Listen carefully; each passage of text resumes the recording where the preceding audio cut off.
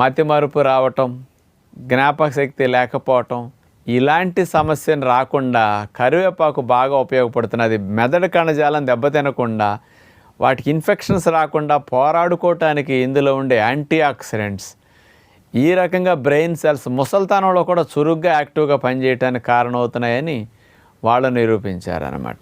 మూడవ పరిశోధన 2014 సంవత్సరం తమిళనాడులో జరిగింది, మన ఇండియాలోనే.